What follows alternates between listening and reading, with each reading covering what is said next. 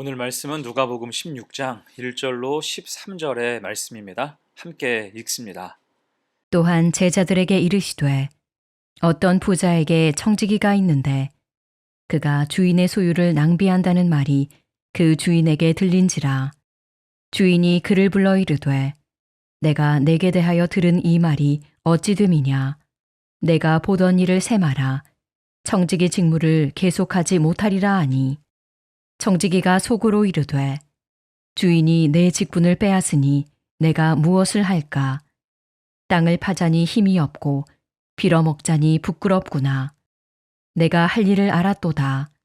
이렇게 하면 직분을 빼앗긴 후에 사람들이 나를 자기 집으로 영접하리라 하고, 주인에게 빚진 자를 일일이 불러다가 먼저 온 자에게 이르되 내가 내 주인에게 얼마나 빚졌느냐. 말하되 기름 100마리니이다. 이르되 여기 내 증서를 가지고 빨리 앉아 50이라 쓰라 하고, 또 다른 이에게 이르되 너는 얼마나 빚졌느냐. 이르되 밀 100석이니이다. 이르되 여기 내 증서를 가지고 80이라 쓰라 하였는지라. 주인이 이 옳지 않은 청지기가 일을 지혜 있게 하였으므로 칭찬하였으니, 이 세대의 아들들이 자기 시대에 있어서는 빛의 아들들보다 더 지혜로움이니라. 내가 너희에게 말하노니 불의의 재물로 친구를 사귀라. 그리하면 그 재물이 없어질 때에 그들이 너희를 영주할 처소로 영접하리라. 지극히 작은 것에 충성된 자는 큰 것에도 충성되고, 지극히 작은 것에 불의한 자는 큰 것에도 불의하니라. 너희가 만일 불의한 재물에도 충성하지 아니하면 누가 참된 것으로 너희에게 맡기겠느냐. 너희가 만일 남의 것에 충성하지 아니하면 누가 너희의 것을 너희에게 주겠느냐. 집 하인이 두 주인을 섬길 수 없나니, 혹 이를 미워하고 저를 사랑하거나 혹 이를 중히 여기고 저를 경히 여길 것임이니라. 너희는 하나님과 재물을 겸하여 섬길 수 없느니라. 작은 것에 불의한 자는 큰 것에도 불의하니라 라는 제목으로 말씀 증거합니다. 15장의 비유들에 이어서 16장에서도 주님은 비유로 말씀하세요. 비유를 주시는 것은 비유를 통해서 보다 쉽게, 또한 주님의 뜻을 깊이 기억하게 하기 위함입니다. 그중 오늘 말씀은 불의한 청지기의 비유죠. 어떤 부자가 자신의 재산을 관리하기 위해서 청지기를 고용했어요. 여기서 청지기는 재산을 관리하도록 위탁받은 사람입니다.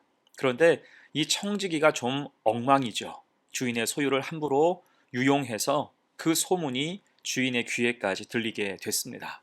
이에 주인은 화가 나서 해고를 통보합니다. 1절과 2절이에요.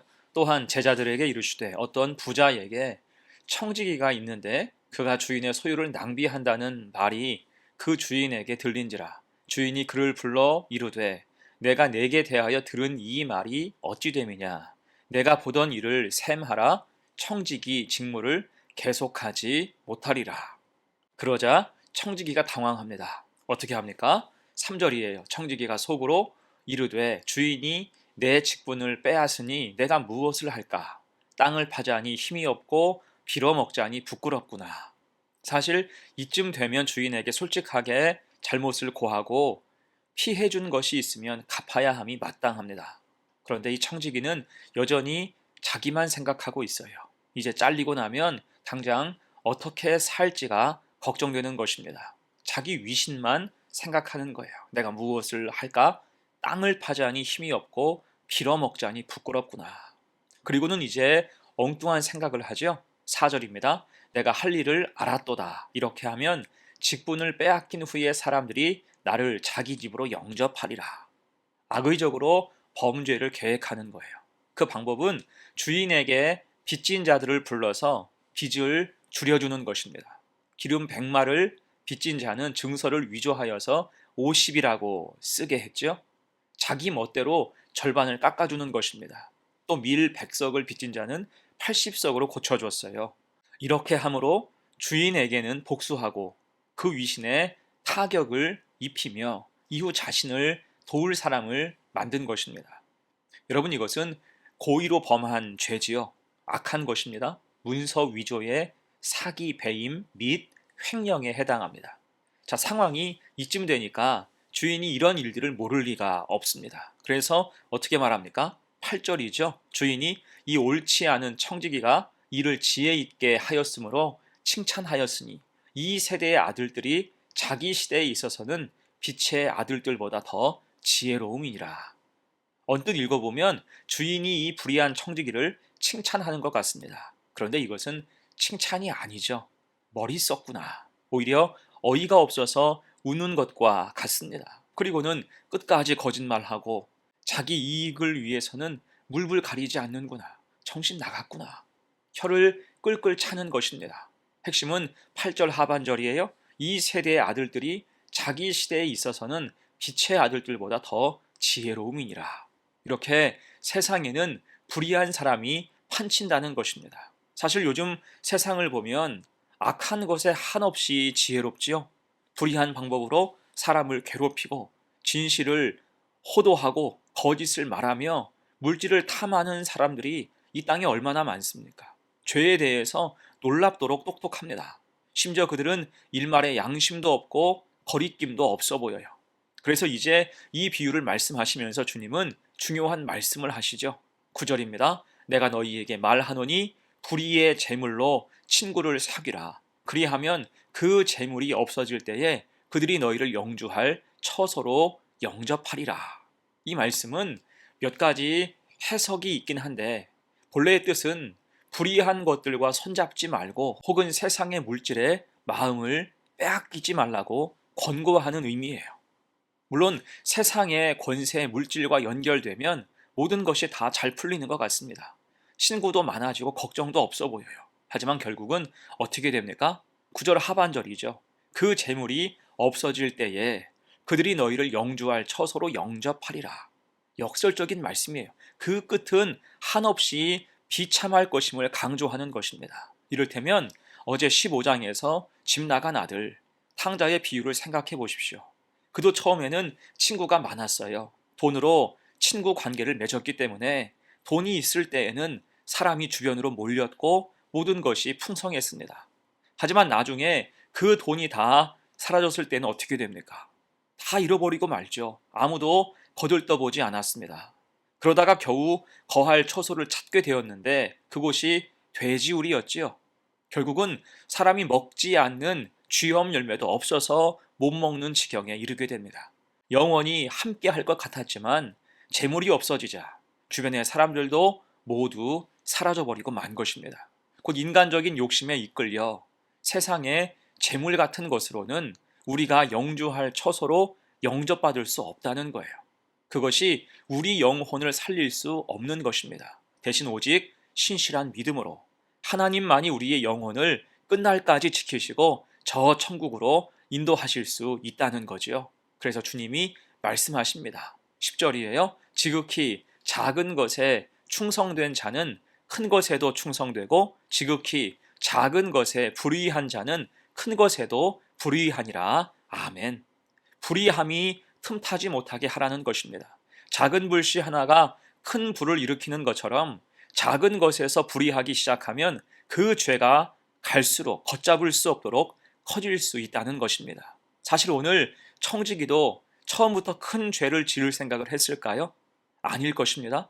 다만 점점 커지고 대범해져 간 거예요. 주인의 소유를 하나씩 빼먹으면서 그 양심도 같이 마비되어 간 것입니다.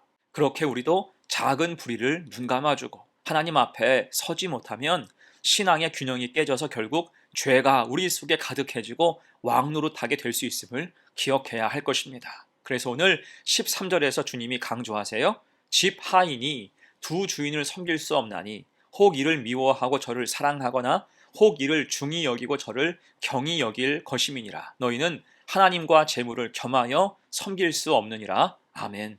이것은 성도가 이 땅을 살면서 꼭 간직해야 되는 진리의 말씀입니다. 하나님과 재물을 동시에 섬길 수 없다는 거예요.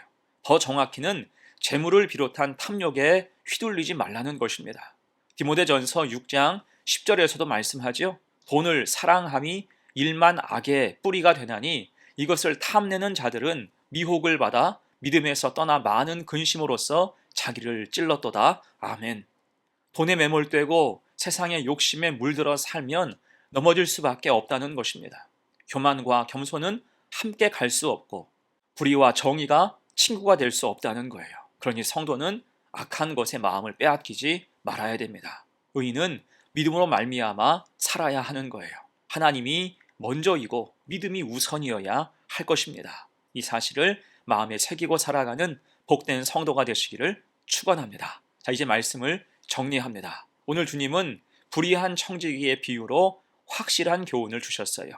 작은 불의도 조심하라는 것입니다. 죄도 작을 때 다스리기 쉬운 거지요. 또한 낙심이 되고 길이 없을 때 더욱 주님을 붙잡아야 함을 강조합니다. 인간적인 생각과 욕심으로 흐르는 것을 방치하면 그야말로 그것이 불신앙의 지름길이 되기 때문이에요. 그렇게 주어진 삶의 자리에서 작은 것부터 충성하고 신실하며 정직하여서 늘 주님 붙잡고 믿음 가지고 사는 복된 성도가 되시기를 간절히 축원합니다. 아멘. 함께 기도합니다. 하나님, 우리는 청직입니다. 하나님이 맡기신 것으로 착하고 충성되게 일하는 사람이 되게 하옵소서.